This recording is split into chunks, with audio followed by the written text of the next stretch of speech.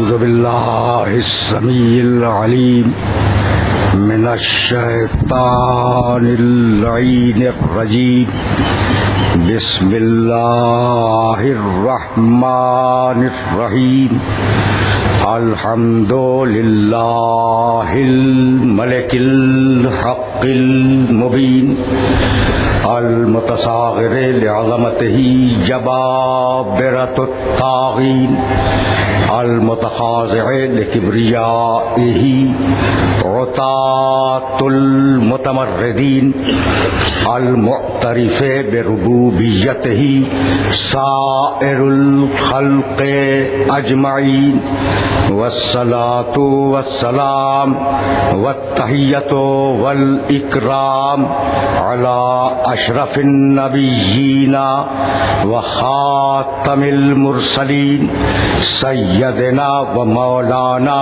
ابی القاسم محمد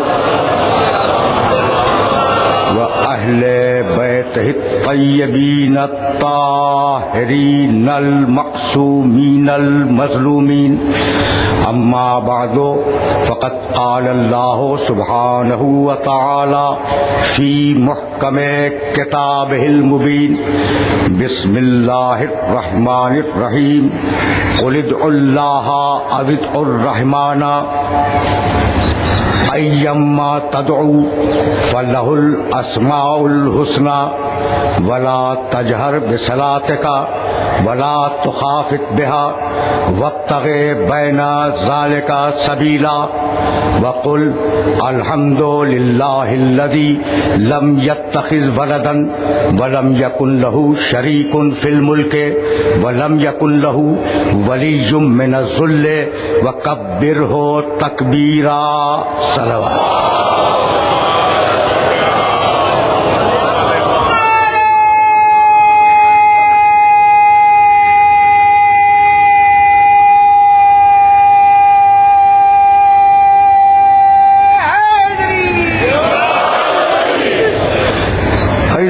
محترم، میزان ہدایت اور قرآن کے عنوان سے ہمارا سلسلہ گفتگو اپنے تیسرے مرحلے میں داخل ہوا. پچھلے 2 گھنٹوں کی گفتگو کا خلاصہ یہ ہے کہ ہدایت کی پہلی میزان قرآن ہے، ہدایت کی پہلی ترازو قرآن ہے. عالم اسلام کے ایک انتہائی بڑے مفکر محی الدین ابن العربی نے اپنی تفسیر کے مقدمے میں امام جعفر صادق علیہ السلام کا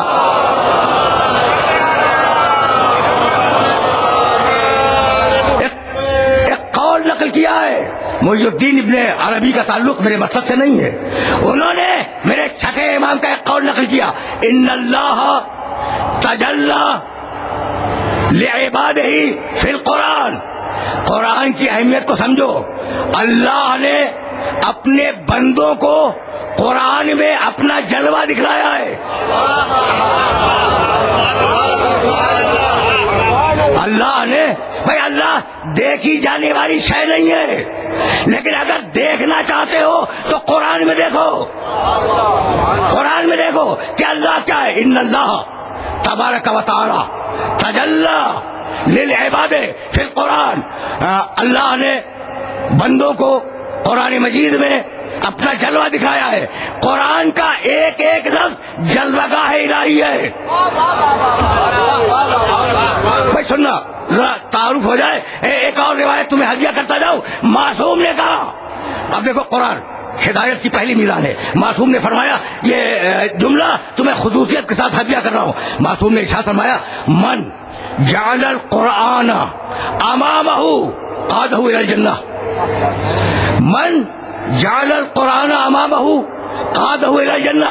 جو شخص بھی قرآن کو اپنے آگے رکھے گا تو قرآن اسے جنت تک لے جائے گا.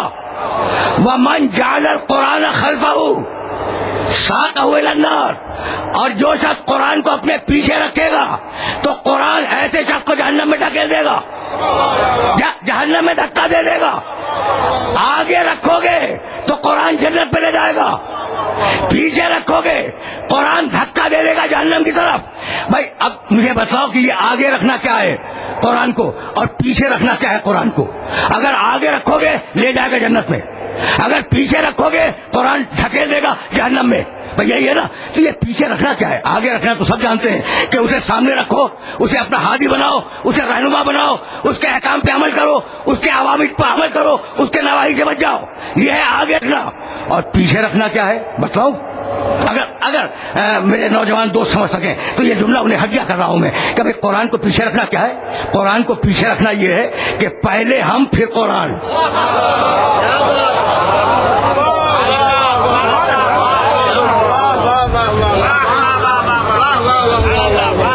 میں نے تو ایک جملہ کہہ کے گفتگو کو تمام کیا, لیکن نوجوان پوری طرح سمجھ لیں قرآن کو پیچھے رکھنے کا مطلب جانتے ہو؟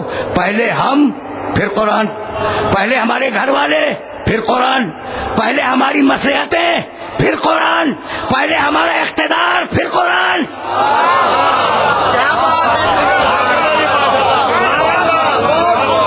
تو اب ہر صاحب اقتدار سن لے کہ اگر قرآن کو پیچھے رکھا تو قرآن جنت کی ضمانت نہیں دے گا. سمجھ رہے ہو بات کو؟ بھائی بہت توجہ رکھنا. تو قرآن کا مطالبہ یہ کہ اسے آگے رکھ کے چلو, لیکن اب پروردگار نے شکایت کی اسی قرآن میں. موضوع کے تقاضوں کو پورا ہونا ہے اور بہت تیزی کے ساتھ میں آگے بڑھ رہا ہوں, اس لیے کہ 10 گھنٹوں میں اتنا وقت نہیں ہوتا کہ پورے تفصیلات بیان کیے جائیں. سورہ روم 30واں سورہ قرآن مجید کا, اور اس سورے کی 7ویں اور 8ویں آیت. دیکھو کیا شکایت کی ہے قرآن نے. قرآن کو آگے رکھو جنت میں لے جائے گا, قرآن کو پیچھے رکھو جہنم میں ڈھکیل دے گا. بات تو واضح ہو گئی نا. اب قرآن نے آواز دی یعلمون, 30واں سورہ 7ویں اور 8ویں آیت. یعلمون ظاہرا من الحیات الدنیا, یہ دنیا والے علم رکھتے ہیں لیکن دنیا کی زندگی کے ظاہر کا علم رکھتے ہیں. سننا بھائی, ترجمہ سننا ان دونوں آیتوں کا. یعلمون ظاہرا من الحیات الدنیا, ان کے پاس جو بھی علم ہے وہ دنیاوی زندگی کے ظاہر کا علم ہے. وہم عن الآخرۃ ہم غافلون, اور یہ وہی لوگ ہیں کہ دنیا کا علم تو رکھتے ہیں لیکن آخرت سے غافل ہیں, آخرت سے نادان ہے, آخرت کو انہوں نے پٹے پوچھ ڈال دیا. اولم یتفکروا فی انفسہم, یہ اپنے نفسوں میں غور کیوں نہیں کرتے؟ دیکھا بھی قرآن کے مزاج کو دیکھو. اولم یتفکروا فی انفسہم, یہ لوگ اپنے نفسوں میں غور کیوں نہیں کرتے؟ ما خلق اللہ السماوات والارض وما بینہما الا بالحق واجل مسمى. سنو حبیب بتا دو, قرآن کی آیت ہے, بتا دو کہ اللہ نے آسمان و زمین اور آسمان و زمین کے درمیان جو کچھ بھی خلق کیا ہے وہ ایک قانون کے تحت ہے.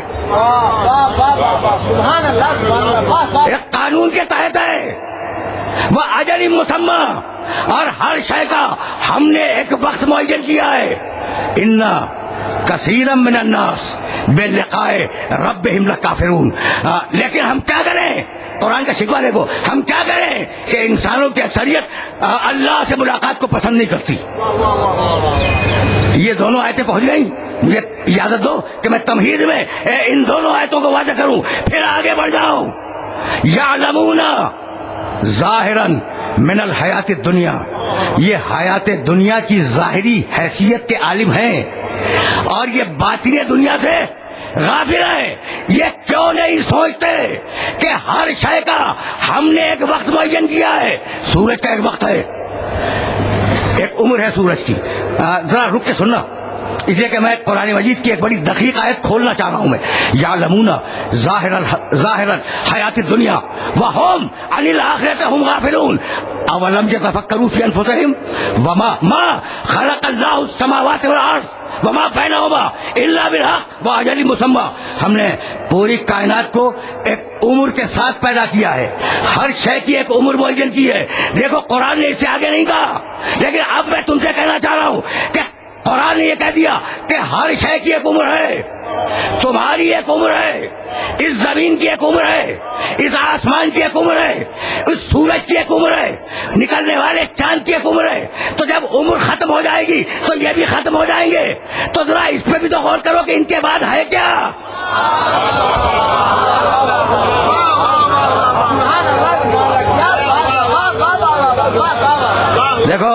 کتنی باریکی کے ساتھ پروردگار نے انسانیت کو متوجہ کیا ہے آخرت کی طرف کہ بھئی ہر شے کی ایک عمر ہے.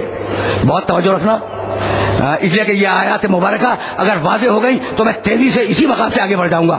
ہر شے کی ایک عمر ہے، اجل مسمى. ہم نے ہر ایک کی عمر معین کی. جب ہر ایک کی عمر معین کی تو اسے ایک نہ ایک دن ختم ہو جانا ہے. اور جب پوری کائنات کی ایک عمر ہے تو اب یہ سمجھو کہ پوری کائنات کے بعد ہے کیا؟ اسی کا نام آخرت ہے. وَهُمْ عَنِ الْآخِرَةِ هُمْ غَافِلُونَ. یہ سننے کے باوجود، یہ جاننے کے باوجود پوری انسانیت آخرت سے غافل ہے. تو اب آخرت سمجھ میں کیسے آئے گی بتلاؤں؟ اولم یتفکروا فی انفسہم، اپنے نفسوں میں غور کرو. دقیق مرحلہ فکر تھا. دیکھو نقی رضوی صاحب تشریف فرما نہیں ہے، ورنہ وہ گواہی دیتے کہ شاید یہ 30واں برس ہے اس ممبر پر. اور جب میں پہلی مرتبہ حاضر ہوا تھا تو ممبر کے آگے بزرگوں کا مجمع تھا، اور آج 30 برس بعد بحمداللہ نوجوان بیٹھے ہوئے سارے. عجیب بات. نہیں بھائی، عجیب بات.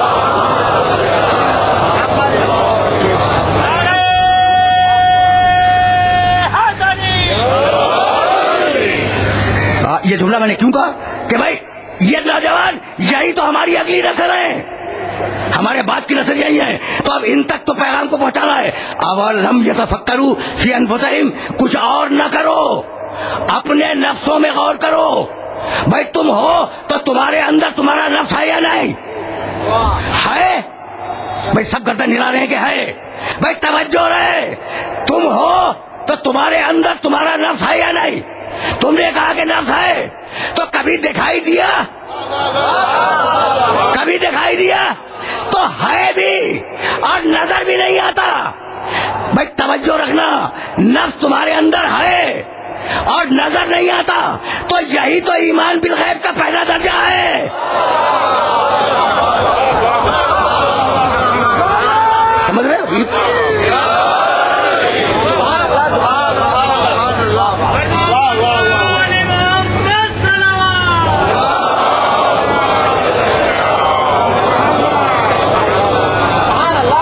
یہ پیغام نوجوان دوستوں کے لیے تھا کہ بھئی ہر ایک میں، اس سے تو کوئی انکار نہیں کرے گا کہ اس کے اندر نفس نہیں ہے. نفس تو ہے. جب نفس ہے تو کبھی نظر آیا؟ کبھی نظر تو نہیں آیا، مگر ہے. ایمان بالغیب کا پہلا درجہ. نظر تو نہیں آیا نفس، مگر ہے. اچھا بھائی تو ٹھیک ہے، تمہارے پورے جسم میں نفس کہاں ہے؟ پوائنٹ آؤٹ کر کے بتلا دو. سر میں ہے، کان میں ہے، شانوں میں ہے، سینے میں نفس کہاں ہے؟ کہا بھائی ہے، نظر نہیں آتا. بھائی توجہ رہے، نظر نہیں آتا مگر جسم میں ہر جگہ ہے. ایک مرکز کوئی نہیں ہے. نہیں بھائی اب میں ذرا اور واضح کروں. دیکھو بے ہوشی میں اگر ٹانگ کاٹ دی جائے تو انسان کو تکلیف نہیں ہوتی، لیکن اگر ہوش کے عالم میں تمہیں ڈھیرا مار دیا جائے تو اس ڈھیرے کی تکلیف تو ہوگی. یہ کیا ہوا بھئی؟ یہ ہوا کیا؟ اس وقت نفس غافل ہے. جب تکلیف کا احساس نہ ہو نفس غافل ہے، اور جب تکلیف کا احساس ہو نفس بیدار ہے. نفس جسم کے اندر موجود ہے. بھئی یہاں تک آ گئے؟ اگر آ گئے تو فرق کرو کہ کسی نے سر پہ پتھر مارا تو نفس کا کوئی مرکز ہو کہ سر کو فوراً اطلاع مل جائے، سر کے ذریعے نفس کو فوراً اطلاع مل جائے کہ مجھے چوٹ لگی. اور پاؤں چونکہ بہت دور ہے نفس سے، اس لیے وہاں اگر پتھر مارو تو دیر میں اطلاع پہنچے. کیا ایسا ہوتا ہے؟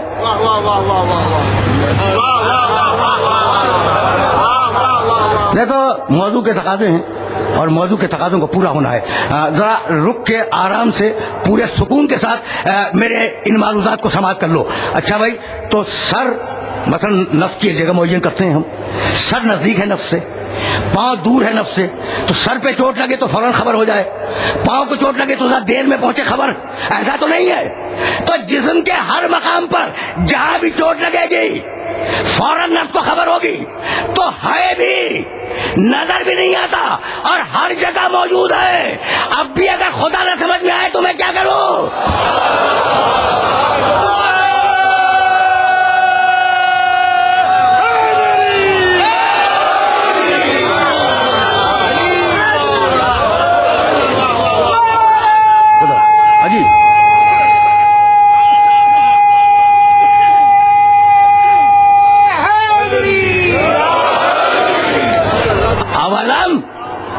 سننا بھائی، اولم یتفکروا فی انفسہم، غور کرو، فکر کرو اپنے نفسوں میں، دیکھو اپنے نفس کو نہیں، نفس دیکھی جانے والی شے نہیں ہے، دیکھو نہیں کہا، فکر کرو، فکر کرو.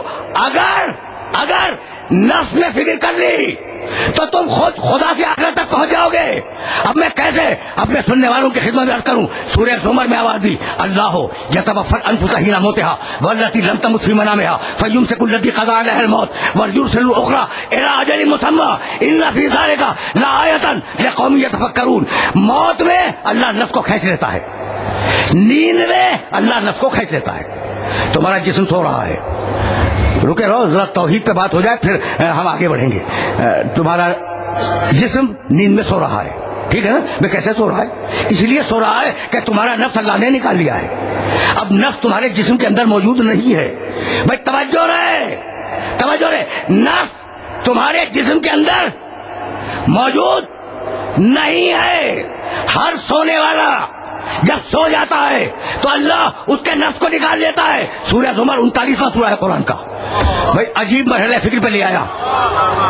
نہیں بھائی، میں چاہ رہا ہوں کہ اپنی ہی تقریر سے 5 سال پہلے کی تقریر سے ایک جملہ استفادہ کر کے تمہیں ہدیہ کروں، پھر آگے جاؤں گا. اللہ یتوفی الانفس حین موتها، جب موت آتی ہے اللہ نفس کو نکال لیتا ہے. والتی لم تمت فی منامها، اور جب نیند آتی ہے تو نیند میں بھی نکال لیتا ہے. تو میں سوؤں، میرا نفس میرے اندر نہیں ہے. تم سو، تمہارا نفس تمہارے اندر نہیں ہے. آیت ہے نا قرآن کی، اب اس سے انکار تو نہیں کر سکتے. تو وہ تم ہو کہ جب سوتے ہو تو تمہارا نفس نکل جاتا ہے، اور وہ ایک ہے کہ سوتے ہوئے نفس کو بیچ رہا ہے.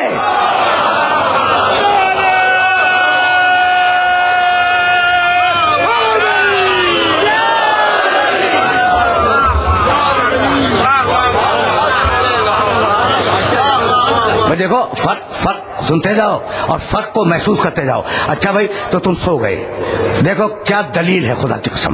اور اگر یہ دلیل پہنچ گئی تو میں سمجھوں گا کہ فکر اسی مقام سے آگے بڑھ گئی. کیا کمال کی دلیل ہے. سوتے ہوئے نفس کو نکال لیا. ٹھیک، خواب دیکھتے ہو یا نہیں؟ خواب تو دیکھتے ہو، ٹھیک ہے نا؟ اب تم جا رہے ہو، تمہارا جسم سو رہا ہے، تم خواب میں دیکھ رہے ہو، آنکھیں نہیں ہیں مگر دیکھ رہے ہو. خواب میں سن رہے ہو، کان نہیں ہے مگر سن رہے ہو. خواب میں چل رہے ہو، ٹانگیں بستر پہ ہیں مگر چل رہے ہو. بھائی ہونٹوں سے بول رہے ہو، ہونٹ بستر پہ ہیں مگر بول رہے ہو.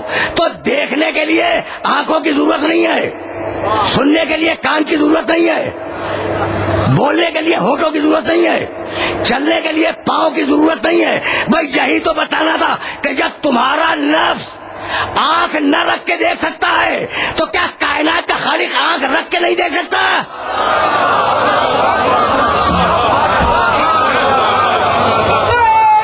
دیکھو موضوع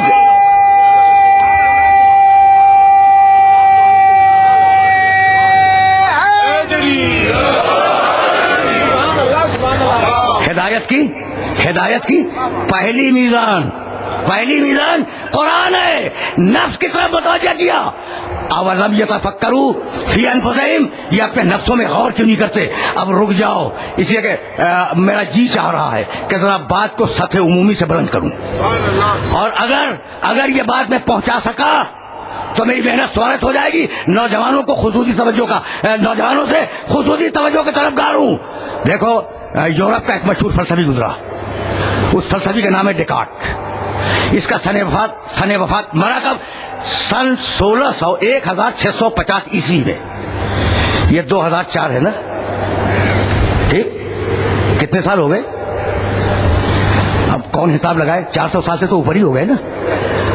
بہت مشہور فلسفی ہے یورپ کا، اور اس فلسفی کا نام ڈیکارٹ.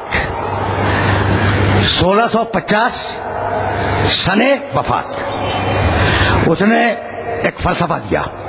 اب میں ظاہر ہے کہ نوجوانوں کو فلسفہ تو پورا نہیں سمجھاؤں گا، لیکن ڈیکارٹ نے جو کہا ہے 3-4 جملوں میں اس کا خلاصہ سن لو، اور اگر تم نے سن لیا تو میری محنت آج کی سوالت ہو گئی. اس نے یہ کہا، اچھا جو عہد ہے نا 1650 عیسوی کا، یہ عہد تھا جب فلسفے میں شک آیا کہ میں ہوں، پتہ نہیں ہوں یا نہیں ہوں. میری آنکھیں دیکھ رہی ہیں, خدا معلوم دیکھ رہی ہیں نہیں دیکھ رہی ہیں, ہو سکتا ہے دھوکا ہو رہا ہو.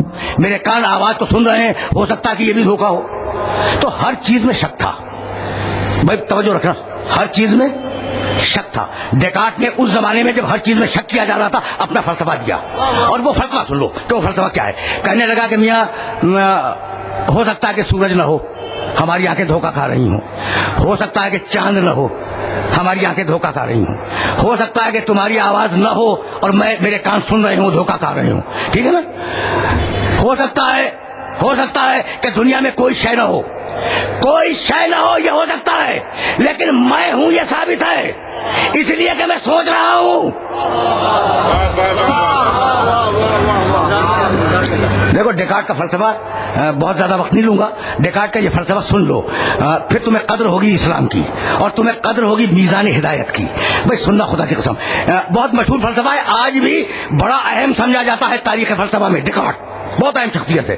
تو کہنے لگا کچھ ہو یا نہ ہو, میں اس پہ بحث نہیں کروں گا. ہر چیز میں شک ہو سکتا ہے, لیکن میں ہوں اس میں مجھے شک نہیں ہے. دلیل اس لیے کہ میں سوچ رہا ہوں.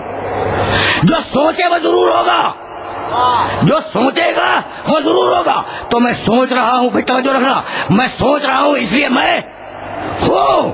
اس کے بعد اس نے دوسرا اسٹیپ اٹھایا, دوسرا قدم اٹھایا. کہنے لگا کہ میں تو ہوں اس لیے کہ میں سوچ رہا ہوں, مجھ پر میرا وجود ثابت ہے. لیکن میں ایک چیز دیکھ رہا ہوں کہ جب میں ارادہ کرتا ہوں, جب کوئی کام ہوتا ہے, میں ارادہ کرتا ہوں کہ بولوں تو میں بولتا ہوں. جب میں ارادہ کرتا ہوں پانی پیوں تو میں پیتا ہوں. جب میں ارادہ کرتا ہوں کہ میں سوؤں تو میں سو جاتا ہوں. جب میں ارادہ کرتا ہوں کہ میں جاگوں تو میں جاگ جاتا ہوں. تو سارا کام میں ارادے سے کرتا ہوں. پہلا زینہ میں ہوں, دوسرا زینہ سارے کام میں ارادے سے کرتا ہوں. اب تیسرا زینہ کہ میں جو دنیا میں آیا تو کیا اپنے ارادے سے آیا؟ یہ تیسرا زینہ کہ میں جو دنیا میں آیا تو کیا اپنے ارادے سے آیا؟ اگر میں اپنے ارادے سے آتا تو ارادہ تو میرا پہلے ہوتا اور میں بھی پہلے ہوتا. تو ہے کوئی ارادہ کرنے والا جو مجھے لایا ہے, اور اسی کا نام اللہ ہے.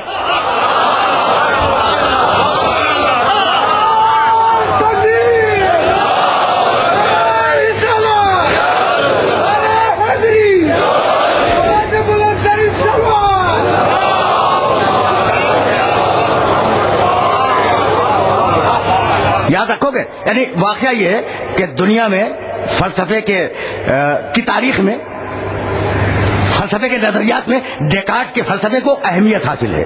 یہ نوجوان دوستوں سے گزارش کر رہا ہوں کہ اسے پھر سن کر اپنے ذہن میں رکھ لے. پہلا زینہ, دنیا میں ہر شے پہ شک ہو سکتا ہے, مگر میں ہوں اس میں شک نہیں ہے. میں ہوں اس میں شک نہیں ہے. دوسرا زینہ, میرے ہونے کی دلیل یہ ہے کہ میں سوچتا بھی ہوں اور ارادہ بھی کرتا ہوں. دوسرا زینہ. تیسرا زینہ, میں جو ہوں تو اپنے ارادے سے نہیں ہوں. میں اپنے وجود سے دلیل قائم کر رہا ہے اللہ پر. بھائی توجہ رہے, میں جو ہوں تو اپنے ارادے سے نہیں ہوں, کسی اور کا ارادہ مجھے دنیا میں لایا. وہ جو ارادہ کر رہا تھا وہی میرا اللہ ہے. تو اپنے سے اللہ تک گیا, کئی ہزار سطریں لکھے. توجہ رکھنا, اس لیے کہ اب جو جملہ کہنے والا ہوں وہ جملہ تمہیں یاد رکھنا چاہیے. ڈیکارٹ نے اس تھیوری کو دینے کے لیے کئی ہزار سطریں لکھی کہ میں ہوں, میرا کوئی خالق ہے. بھائی 4 جملوں میں, 4 لفظوں میں میرے نبی نے یہی بات 1000 سال پہلے کہی, من عرف نفسہ فقد عرف ربہ.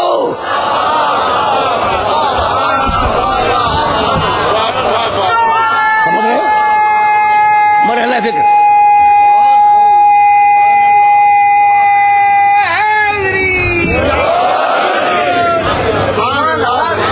پہنچ گئی بات. جس نے اپنے آپ کو پہچان لیا, جس نے اپنے نفس کو پہچان لیا, اس نے اپنے رب کو پہچان لیا.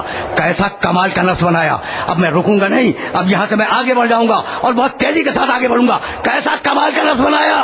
بھائی آواز دی, وَنَفْسٍ وَمَا سَوَّاهَا فَأَلْهَمَهَا فُجُورَهَا وَتَقْوَاهَا. ناز کیا ہے پروردگار نے تمہارے نفس کو بنا کر. دیکھو میرے جملے کو اہمیت دینا. ناز کیا, قسم کھائی ہے, ناز کیا ہے اللہ نے نفس کو بنا کر. وَنَفْسٍ وَمَا سَوَّاهَا, رکے رہنا, قسم ہے نفس کی کہ ہم نے اسے کتنا اچھا بنایا. وَنَفْسٍ وَمَا سَوَّاهَا, قسم ہے نفس کی کہ ہم نے اسے کتنا اچھا بنایا.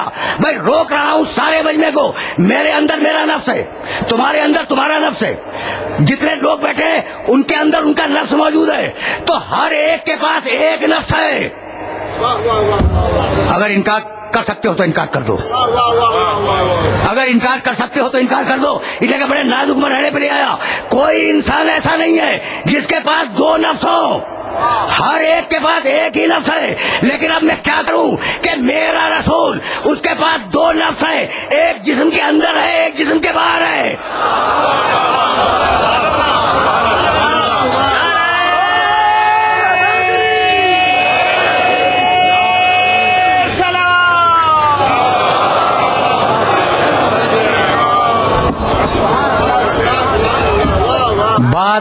بات ذرا سی فہم عمومی سے بلند ہو گئی تھی نا, تو اب تو میں لے آیا تمہیں اس مرحلے پر جہاں بات تم سے قریب ہو جائے گی, تم سے قریب ہو جائے گی.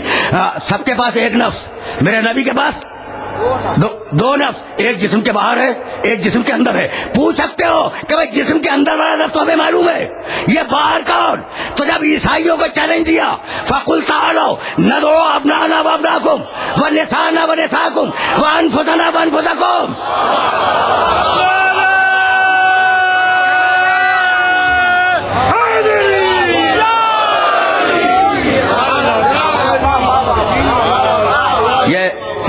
یہ میسج پہنچ گیا نا؟ نہیں بھائی, اگر میسج پہنچ گیا ہوتا تو مجھے آگے جانے کی کیا ضرورت تھی.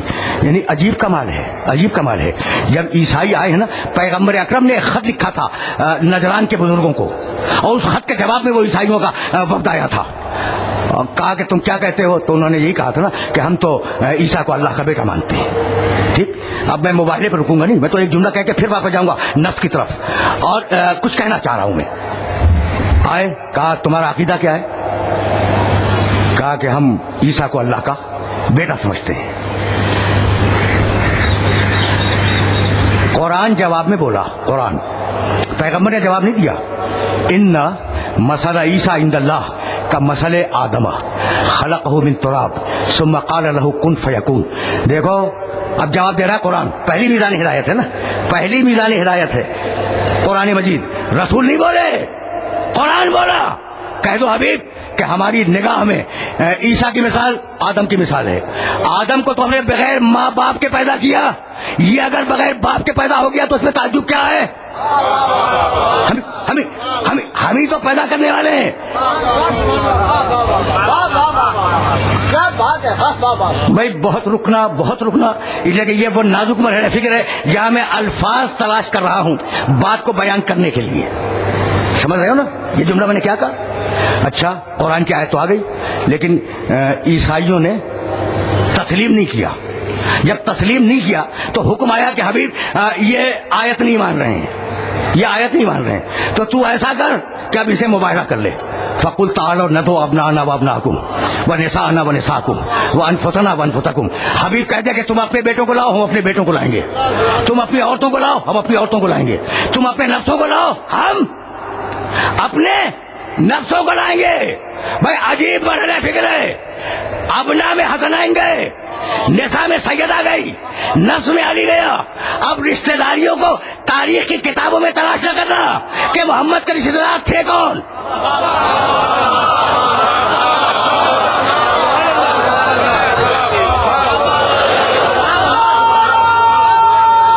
سننا بھائی سننا.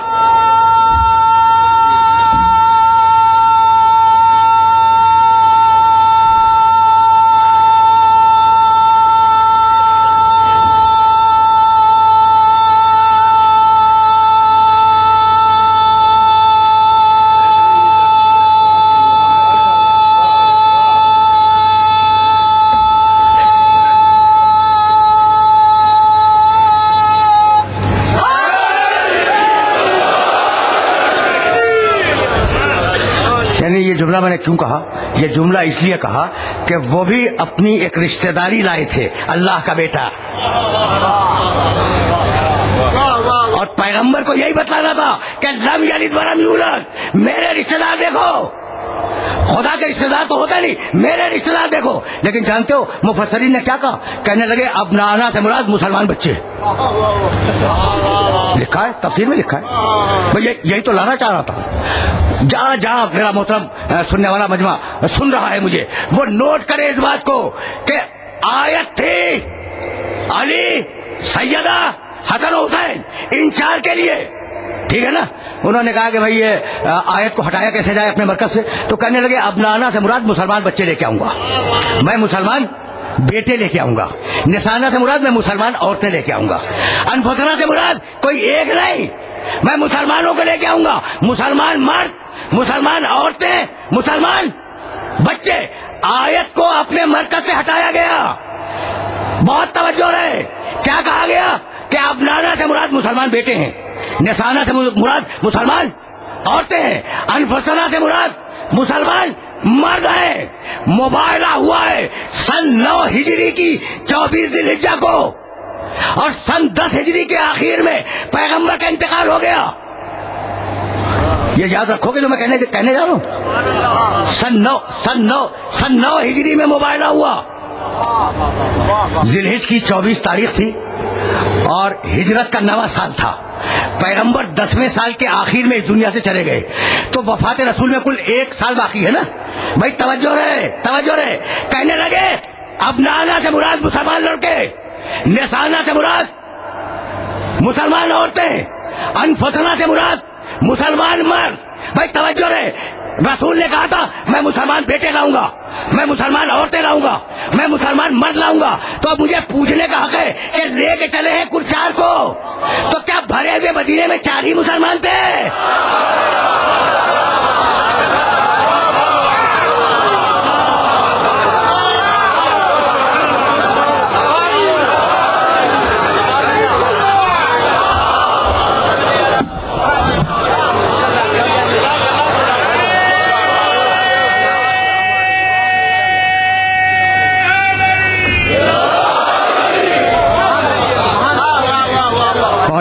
پہنچ گئی نا بات میرے محترم سننے والوں تک؟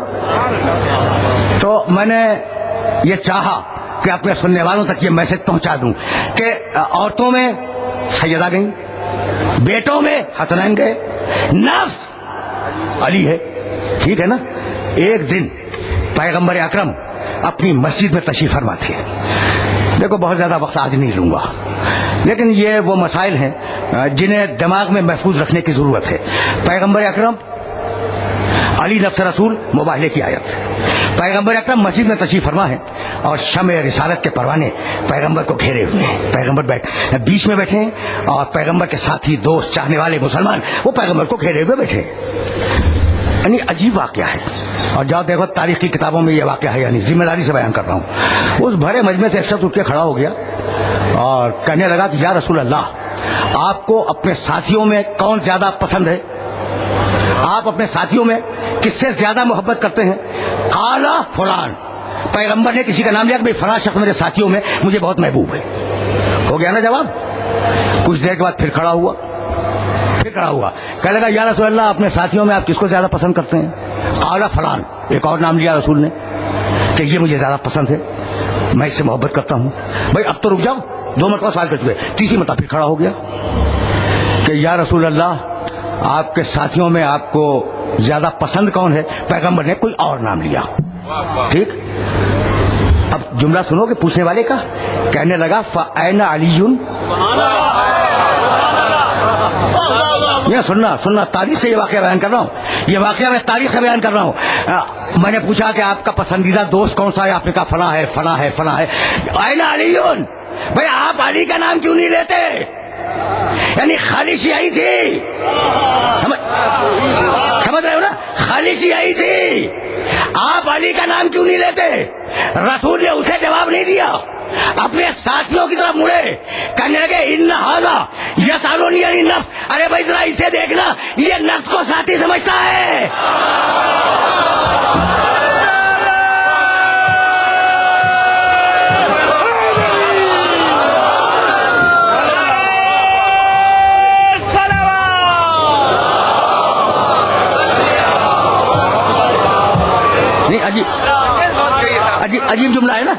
عجیب جملہ ہے. اسے دیکھو یہ پوچھنے والے کو یہ نفس کو ساتھی سمجھتا ہے. تو آج طے ہو گیا کہ ساتھی اور ہے, نفس اور ہے. بھائی یہاں تک میرے ساتھ آ گئے ہو نا, تو اب مجھے جملہ کہنے کی اجازت دے دو. بھائی رسول سمجھ میں آ گیا, نفس رسول سمجھ میں آ گیا. اگر آ گیا تو سورہ نساء میں جا کر دیکھنا, فقاتل فی سبیل اللہ ولا تکلف الا نفسک. حبیب جہاد کر اللہ کی راہ میں, ولا تکلف الا نفسک. یا تو جہاد کرے یا تیرا نفس جہاد کرے.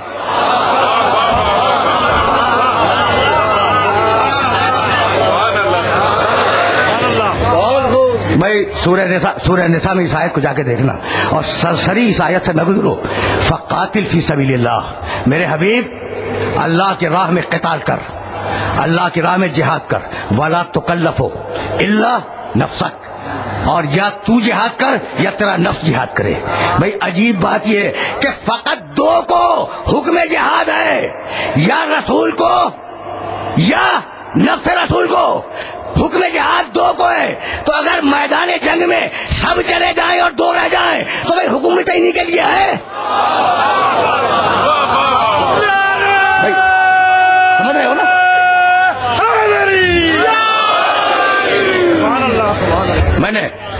میں نے زحمت دی تو اب ذرا بات کو ذرا سا اور آگے لے جاؤں گا, اور جہاں لے جاؤں گا وہ جگہ معین ہے. سننا, سورہ نساء کی آیت کو ذہن میں رکھنا. اور اب سورہ توبہ, نواں سورہ قرآن کا, اور اس کی 120ویں آیت. نفس رسول سمجھ چکے ہو نا آیات قرآن کی روشنی میں. اب آیت کو سنو اور آیت کو ذہن میں محفوظ رکھو. میں نے حوالہ دیا, ترجمے کے ساتھ جا کے دیکھنا. ما کانا صرف ترجمہ کروں گا, اپنی طرف سے کوئی فٹ نوٹ نہیں لگاؤں گا, سمجھنا تمہارا کام ہے. ما کانا لأہل المدینۃ ومن حولہا ان یتخلفوا عن رسول اللہ. جائز نہیں ہے, ترجمہ کر رہا ہوں. ما کانا لأہل المدینۃ ومن حولہا, مدینے میں رہنے والوں کے لیے اور مضافات مدینہ میں رہنے والوں کے لیے جائز نہیں ہے کہ رسول سے منہ کو پھیر کے جائیں. سن لیا تم نے سن لیا, جائز نہیں ہے مدینے والوں کے لیے کہ رسول سے منہ کو پھیر کے جائیں. ولا یرغبوا بانفسہم عن نفسہ, اور یہ بھی جائز نہیں ہے کہ نفس رسول سے اپنے منہ کو پھیریں. جیسا رسول ویسا نفس رسول.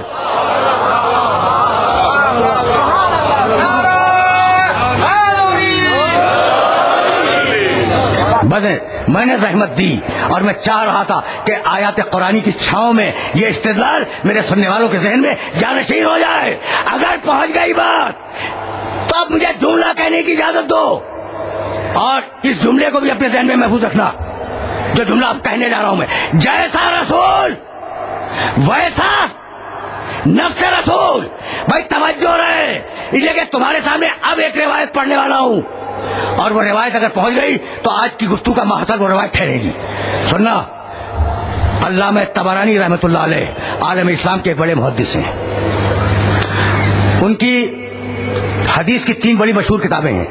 درمیان کی کتاب سے یہ روایت تمہیں ہدیہ کر رہا ہوں میں. علامہ طبرانی نے ایک روایت لکھی, اور وہی روایت ابو عبداللہ حاکم نیشاپوری رحمۃ اللہ علیہ نے اپنی کتاب المستدرک میں لکھی, لیکن ذرا سا تبدیلی الفاظ کے ساتھ. یہ دونوں حوالے ذہن میں رہیں, مستدرک, معجم صغیر, ان دونوں میں روایت مشترک ہے. اور اگر یہ روایت پہنچ گئی تو سمجھو کہ وہ استدلال جو برسوں سے تلاش کر رہا تھا اپنے سننے والے کو, وہ استدلال پہنچ گیا. روایت سناؤ. اب پوری روایت بہت طویل ہے, خلاصہ سن لو کہ جب آدم علیہ السلام کو اپنے ترک اولا کا احساس ہوا کہ غلطی تو ہو گئی, گناہ نہیں, غلطی, چوک, لغزش وہ تو ہو گئی, تو آدم علیہ السلام کو جیسے ہی ترک اولا کا احساس ہوا, انہوں نے بارگاہ الہی میں دعا مانگی. وہ دعا سننا, اسألک بحق محمد الا غفرت علی. مالک تجھے محمد کا واسطہ مجھے بخش دے. بھائی رکے رہو. ابھی تو تمہیں میں نے آدم علیہ السلام کی دعا کا جملہ سنایا ہے. بات کا جملہ تو سنو. پروردگار تجھے محمد کا واسطہ مجھے بخش دے. وہی آئی. جاؤ دیکھو جامع صغیر میں دیکھنا اور مستدرک میں دیکھنا حق میں نشا پوری کی. وہی آئی کہ ماں محمد ومن محمد. آدم یہ تم کس محمد کا نام لے رہے ہو؟ یہ محمد کون ہے؟ بھائی دیکھنا خدا کی قسم عجیب و غریب روایت ہے جو تمہیں ہدیہ کر رہا ہوں میں. آدم کہہ رہے ہیں کہ پروردگار تجھے محمد کا واسطہ مجھے بخش دے. ادھر سے اللہ پوچھتا ہے ماں محمد کیا ہے یہ محمد؟ من محمد کون ہے یہ محمد؟ اب آدم نے جواب دیا. آدم کہنے لگے مالک جب تو نے مجھے خلق کیا اور میرے اندر زندگی آ گئی اور میری آنکھوں میں نور آیا تو میں نے عرش کے اوپر لکھا دیکھا لا الہ الا اللہ محمد رسول اللہ.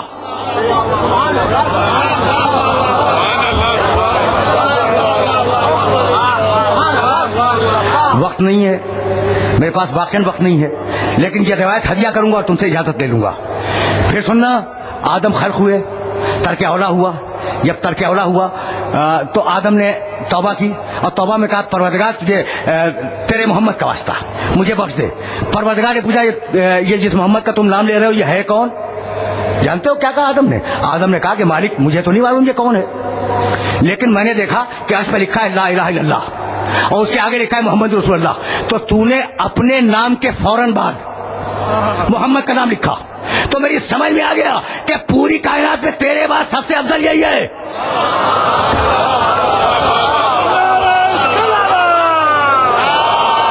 سننا بھائی،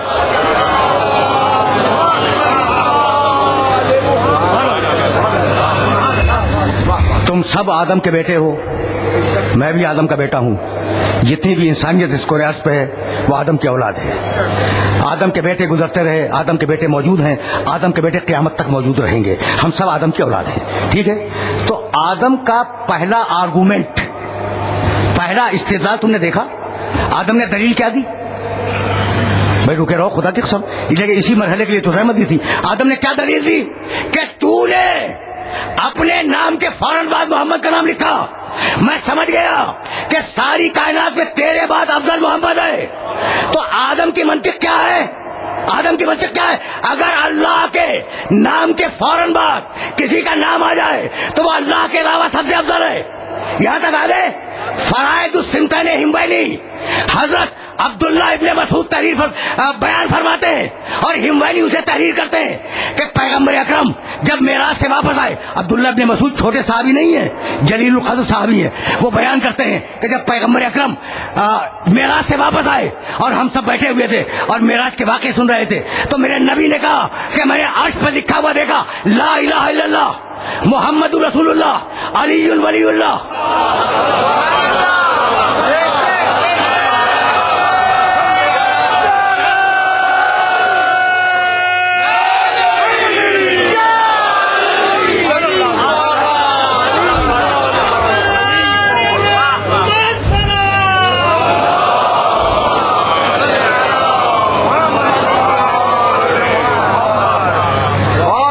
نہیں بھائی استدلال تو دیکھو. ابراہیم جوینی رحمۃ اللہ علیہ، ان بزرگ کا تعلق میرے مقصد سے نہیں ہے، طوس کے رہنے والے تھے. انہوں نے 2 جلدوں میں کتاب لکھی فرائض السمتین. فرائض السمتین، اس فرائض السمتین میں یہ روایت موجود ہے. اور کتنے حوالے دوں؟ 20 کتابوں میں تو میں دیکھ چکا ہوں کہ عرش پہ لکھا ہے لا الہ الا اللہ محمد رسول اللہ علی ولی اللہ. اب آدم کی منطق کو سامنے رکھو. خدا نے اپنے نام کے بعد جس کا نام رکھا وہ خدا کے علاوہ سب سے افضل، اور خدا نے محمد کے بعد علی کا نام رکھا وہ محمد کے علاوہ کائنات میں سب سے افضل ہے یا نہیں؟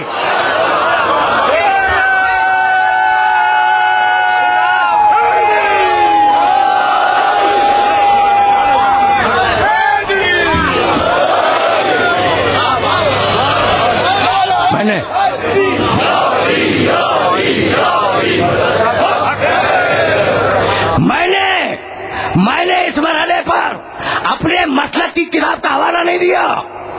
عالم اسلام کا معتبر محدث ہے اور عالم اسلام کے معتبر محدث نے یہ روایت لکھی ہے. بس بات کو مکمل کرنے جا رہا ہوں. لا الہ الا اللہ محمد رسول اللہ علی ولی اللہ. سننا بھائی سننا, اس جملے کو ذہن میں رکھ لینا. اب میرے پاس وقت نہیں ہے, اور 5 یا 7 دقیقوں میں تم سے اجازت لے لوں گا. لا الہ الا اللہ, اس پہ کیا لکھا ہے؟ 3 جملے. لا الہ الا اللہ محمد رسول اللہ علی ولی اللہ. رکے رہنا, خدا کی قسم رکے رہنا. یہ کس نے بیان کیا؟ حضرت عبداللہ ابن مسعود رضی اللہ تعالی عنہ نے. جب انہوں نے بیان کیا تو انہوں نے اپنی زبان سے کہا یا نہیں, لا الہ الا اللہ محمد رسول اللہ علی ولی اللہ.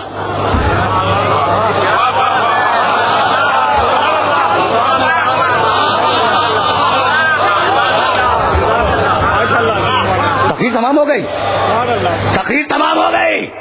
جب حضرت عبداللہ ابن مسعود رضی اللہ تعالیٰ عنہ نے یہ تینوں جملے بیان کیے, لا الہ الا اللہ محمد رسول اللہ علی ولی اللہ, تو اپنی زبان مبارک سے کہے یا نہیں کہے؟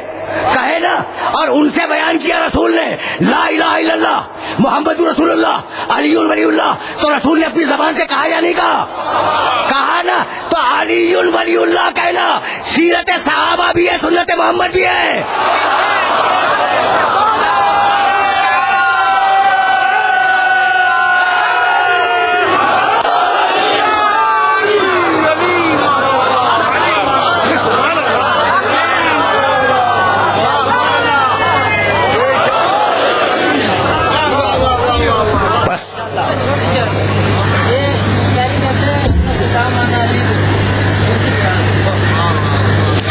ہم تو یہ نوجوان ہے, ہمارے طریقہ گفتگو میں یہ شامل نہیں ہے کہ مجلس کے دوران محاورہ ہو یا مکالمہ ہو, ہے نا. بعد میں پوچھ لیتے ہیں, لیکن نوجوان نے پوچھ لیا ہے تو اسے تو میں جواب دوں گا.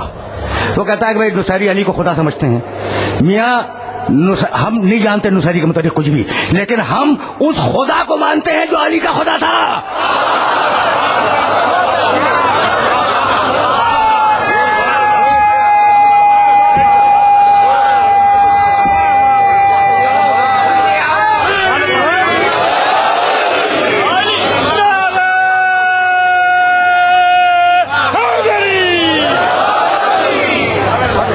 ہم کسی اور خدا کو نہیں مانتے, ہم تو علی کے خدا کو مانتے ہیں.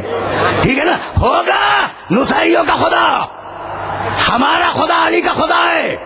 بھائی میں کیسے عرض کروں کہ جب لوگوں نے علی کو خدا کہا تو علی نے انہیں جلوا دیا.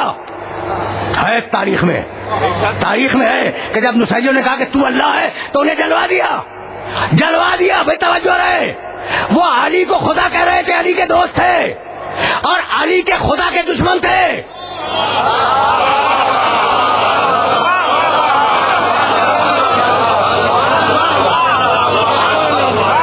بھائی یہ بات تم نے سمجھی؟ تم نے یہ بات سمجھی؟ جملہ سنو, اس لیے کہ مصائب کا بھی وقت نہیں رہا, لیکن 2 جملے تمہیں عرض کروں گا. نصیری کیا علی کے دشمن تھے؟ خدا مان رہی ہیں, ان سے بڑا دوست کون ہوگا؟ لیکن علی نے انہیں جلوا دیا کہ میرے دوست صحیح مگر میرے خدا کے دشمن ہیں, میں انہیں جلا دوں گا. بھائی توجہ رہے, اب عدل الہی کا تقاضا کیا ہے؟ علی میرے دشمنوں کو تو نے جلایا, اب تیرے دشمنوں کو میں جلاؤں گا.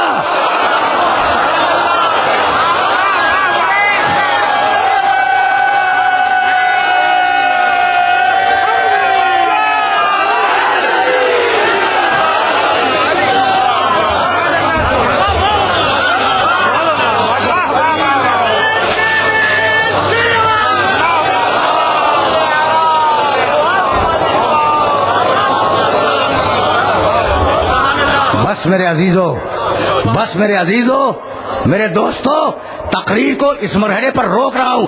ہے علی کا دشمن, ایسا نہیں ہے کہ نہیں ہے. کربلا کے میدان میں جب حسین نے پوچھا تھا کہ میرے خلاف کیوں جمع ہوئے ہو, تو پسر سعد نے گھوڑوں کی رکاب اور زور دے کے بلند ہو کے کہا تھا, بوزل ابھی تمہارے باپ کی دشمنی کا بدلہ تم سے لے رہے ہیں.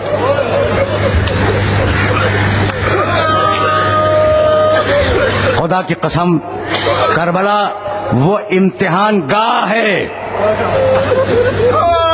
یہ جملہ میں اپنے مشن کے طور پہ کہتا رہا ہوں. کربلا وہ امتحان گاہ ہے جہاں ظالم کا ظلم تھک گیا مگر صابر کا صبر نہیں تھکا.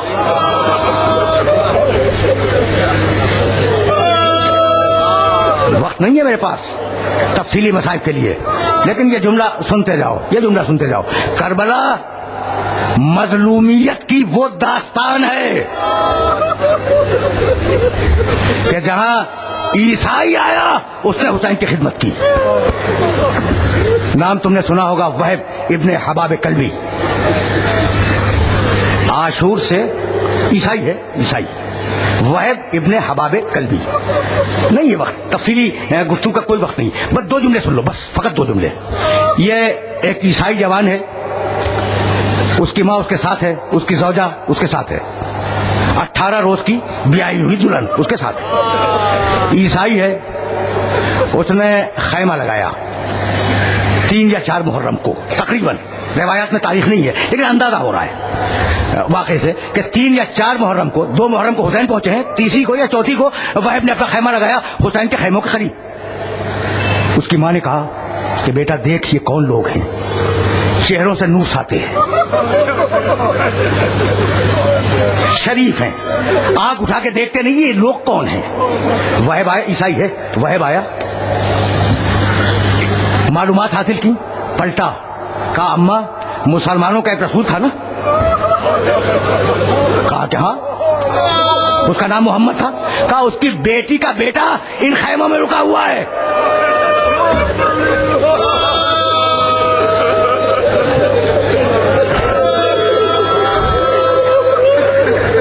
زیادہ زحمت نہیں ہے. کہا اچھا یہ فاطمہ زہرا کا بیٹا ہے، محمد کی بیٹی کا بیٹا؟ کہا کہ ہاں اماں یہ وہی ہے، میں پوچھ کے آ رہا ہوں. آئی خود اسلام قبول کیا، بیٹے سے کہا اسلام قبول کر، نئی دلہن سے کہا اسلام قبول کر، تینوں مسلمان ہو گئے، تینوں. دیکھو یہ ہے کربلا کی طاقت. حسین نے جا کر کوئی تبلیغ نہیں کی تھی، صورت دیکھی مسلمان ہو گئے، بیعت کی حسین کے ہاتھ پر. روزانہ وہب کلبی اپنی ماں سے یہ کہتا تھا، یہ کہا کرتا تھا کہ اماں نکل چلیں، آج نکل چلیں. کہا نہیں بیٹے کل دیکھا جائے گا. کل آیا، اماں آج نکل چلیں، نہیں بیٹے دیکھا جائے گا. جب عاشور کا دن آیا تو بیٹے نے، وہب نے ماں سے کہا کہ اماں آج تو جنگ کے آثار ہیں، اگر آپ اجازت دیں تو ہم نکل چلیں. کہا تو نے کلمہ پڑھا تھا؟ کہا کہ ہاں اماں کلمہ تو پڑھا تھا. تو کہا کیا تیرا یہی دین ہے کہ کلمے والے کے بیٹے کو تنہا چھوڑ کے چلا جا؟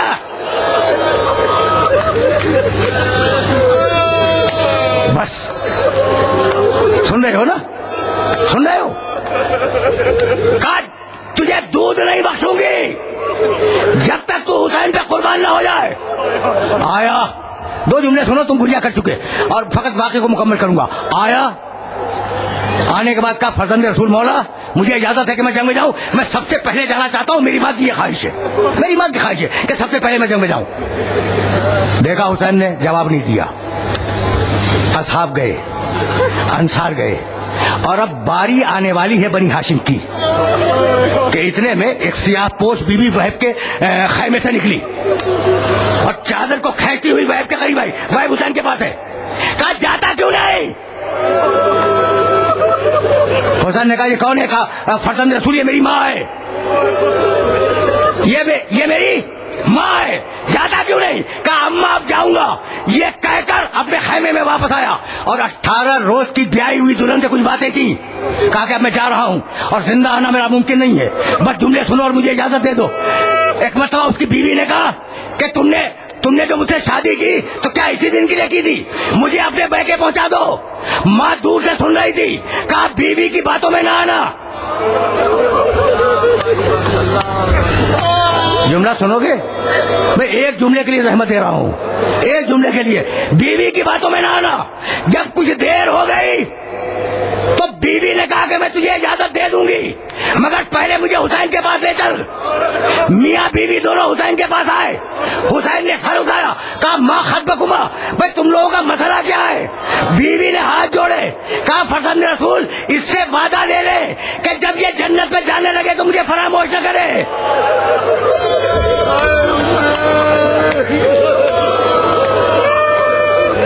آخری جملہ سنو گے؟ آخری جملہ فرزند رسول اس سے وعدہ لے لیں کہ جب یہ جنت میں جانے لگے تو مجھے بھولا نہ دے. کہا میں وعدہ کرتا ہوں کہ وہب کے ساتھ جنت میں جائے گی. اس نے دوسرا وعدہ کہا فرزند رسول آپ سے ہے کہ اس کے جانے سے پہلے مجھے زینب کے خیمے میں پہنچوا دیں. کہا وہاں جا کے کیا کرے گی؟ کہا مولا یہ تو طے ہے کہ مرنے کے بعد خیمے لوٹے جائیں گے، تو میں یہ نہیں پسند کرتی کہ فوجی میرے خیمے میں آ جائیں، اس لیے شہزادی تو محفوظ رہے گی نا، شہزادی کے خیمے میں مجھے پہنچا دیں. ایک جملے کی زحمت. تم نے گریہ کیا، مجلس تمام ہوئی. حسین روئے. بیوی پلٹ کر اپنے خیمے میں گئی. وہب میدان میں آیا، تلوار کھینچی، اور تلوار کھینچنے کے بعد فوج یزید پہ حملہ کیا، اور رجت پڑھتا جاتا تھا کہ تم اگر مجھے نہیں پہچانتے ہو تو پہچانو، میں وہب ہوں. ابھی وہ حملہ کر ہی رہا تھا کہ ہاتھ کٹے ہوئے ہاتھ کے ساتھ وہ اکیلا میدان میں کھڑا ہوا، رجت پڑھ رہا تھا کہ اتنے آخری جملہ اتنے میں وہب کی بیوی خیمے سے ایک امود کھینچ کے چلی، ایک چھڑی کھینچ کے چلی، آئی میدان میں. کہا بیوی تو مجھے جنگ میں جانے سے روک رہی تھی، یہ تو خود کیسے میدان جنگ میں آ گئی؟ کہا وہب میں کیا کروں، میں خیمے کا پردہ اٹھائے ہوئے جنگ دیکھ رہی تھی کہ اتنے میں نے دیکھا کہ حسین کی ماں فاطمہ زہرا اپنے بالوں سے زمین کو جھاڑو دے رہی ہے اور یہ کہہ رہی ہے پروردگارا میرے بچے کی مدد کرنے والے کے ساتھ خیر ہو.